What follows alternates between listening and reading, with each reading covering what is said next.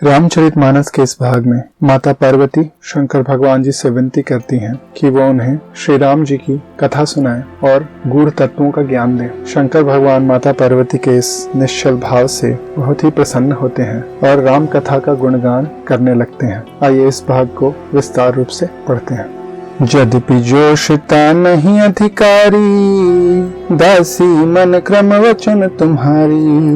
गूढ़ तत्व न साधु दुरावही, आरत अधिकारी जह पावही। माता पार्वती शंकर भगवान से कहती हैं कि हे प्रभु, मैं इस पवित्र कथा को सुनने की अधिकारिणी ना भी हूँ, फिर भी मन वचन और कर्म से मैं आपकी सच्चे मन से सेवा करती हूँ। इसलिए हे प्रभु, आप मुझे अधिकारी न जानते हुए भी इस गूढ़ तत्व का रहस्य प्रदान करें। अति आरती पूछो सुर राया, रघुपति कथा कहु करि दाया। प्रथम सो कारण कहु विचारी, निर्गुण ब्रह्म सगुण बपुधारी। हे स्वामी, मुझ पर कृपा करें और श्री रघुनाथ जी की कथा कहिए और पहले मुझको वह कारण बताइए जिससे निर्गुण ब्रह्म सगुण रूप धारण करता है। पुनि प्रभु कहु राम अवतारा, बाल चरित पुनि कहु उदारा।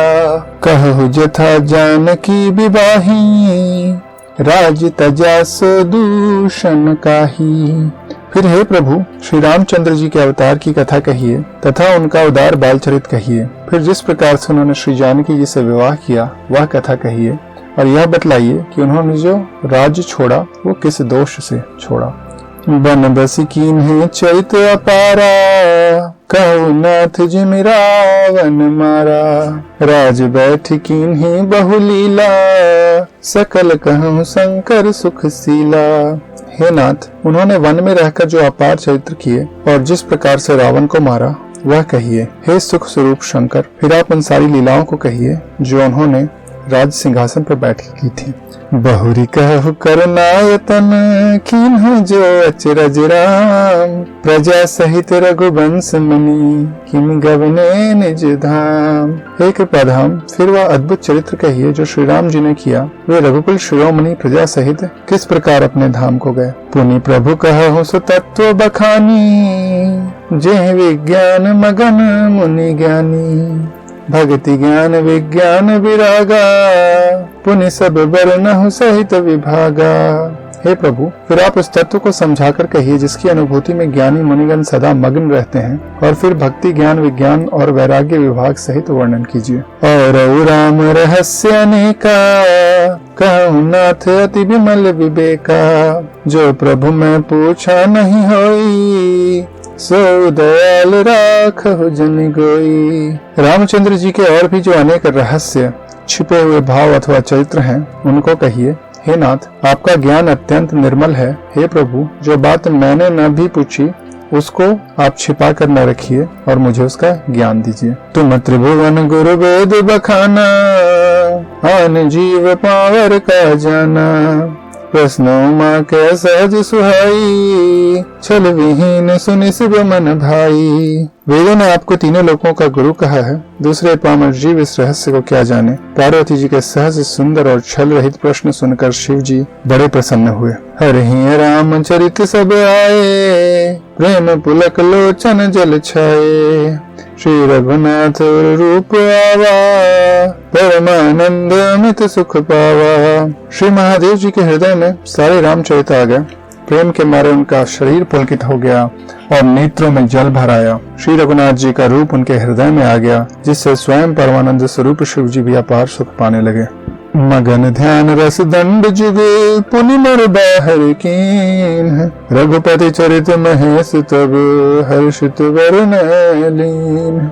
शिव जी 2 घड़ी तक ध्यान के रस में डूबे रहे। फिर उन्होंने मन को बाहर खींचा और तब प्रसन्न होकर श्री रघुनाथ जी का चरित्र वर्णन करने लगे।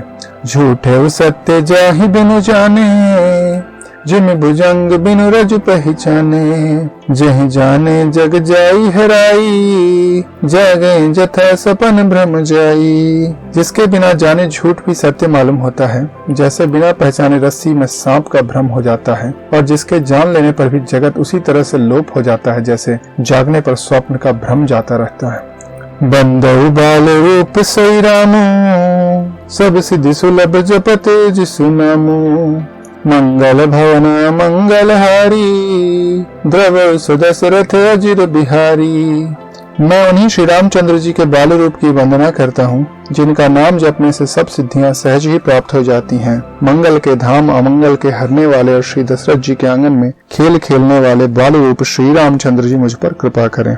करि प्रणाम राम ही त्रिपुरारी, हर्षि सुधा समगिरा उचारी। धन्य धन्य गिरिराज कुमारी, तुम समान नहीं को उपकारी। त्रिपुरासुर का वध करने वाले शिव जी श्री रामचंद्र जी को प्रणाम करके आनंद में भर के अमृत के समान वाणी बोले, हे गिरिराज कुमारी पार्वती, तुम धन्य हो, तुम्हारे समान कोई उपकारी नहीं। पूछहु रघुपति कथा प्रसंग, सकल लोक जग पावनी गंगा। तुम रघुबीर चरण अनुरागी, कीन्ही प्रश्न जगत हित लागी। जो तुमने श्री रघुनाथ जी की कथा का प्रसंग पूछा है, वो समस्त लोगों के लिए जगत को पवित्र करने वाली गंगा जी के समान है। तुमने जगत के कल्याण के लिए ही प्रश्न पूछे हैं। तुम श्री रघुनाथ जी के चरणों में प्रीति रखने वाली हो। राम कृपा ते पार्वती, सपन हूँ तब मन माही। शोक मोह संदेह भ्रम, मम विचार कछु नाही। हे पार्वती, मेरे विचार में तो श्री रामचंद्र जी की कृपा से तुम्हारे मन में स्वप्न में भी शोक मोह संदेह और भ्रम कुछ भी नहीं है। तदपि असंका कीन्ही सोई, कहत सुनत सब कर हित होई। जिन्ह हरि कथा सुनि नहीं काना, श्रवण रंध्र ही भवन समाना। फिर भी तुमने इसलिए वही पुरानी शंका की है, इस प्रसंग के कहने सुनने से सबका कल्याण होगा। जिन्होंने अपने कानों से भगवान की कथा नहीं सुनी, उनके कानों के चित्र सांप के बिल के समान है। नैन ही संत दरस नहीं देखा, लोचन मोर पंख कर लेखा। ते सिर कट तुम बड़ी समतूला, जैन मत हरि गुरु पद मूला। जिन्होंने अपने नेत्र से संतों के दर्शन नहीं किए, उनके वे नेत्र मोर के पंख पर दिखने वाली नकली आंखों की गिनती में हैं। वे सिर कड़बी तुम्बी के समान है, जो श्री हरि और गुरु के चरण तल पर नहीं झुकते। जिन्ह हरि भक्ति हृदय नहीं आनी, जीवत सब समान तई प्राणी। जो नहीं करे राम गुण गाना, जी है सुदादुर जी है समाना। जिन्होंने भगवान की भक्ति को अपने हृदय में स्थान नहीं दिया, वे प्राणी जीते हुए भी मुर्दे के समान हैं। जो जीव श्री रामचंद्र जी का गुणगान नहीं करती, वह मेढक के जीव के समान है। कुलिस कठोर निठुर सोई छाती, सुनि हरि चरित न जो हर्षाती। गिरिजा सुनहु राम के लीला, सुरहित धनुज विमोहन सीला। वह हृदय वज्र के समान कड़ा और निष्ठुर है, जो भगवान के चरित्र सुनकर हर्षित नहीं होता। हे पार्वती, श्री रामचंद्र जी की लीला सुनो। यह देवताओं का कल्याण करने वाली और दैत्यों को विशेष रूप से मोहित करने वाली है। राम कथा सुरधेनु सम, सेवत सब सुख दान। सत समाज सुरलोक सब, कौन सुने ऐसी जान। श्री रामचंद्र जी की कथा कामधेनु के समान सेवा करने से सब सुखों को देने वाली है, और सत्पुरुषों के समाज ही सब देवताओं के लोक हैं। ऐसा जानकर इसे कौन नहीं सुनेगा।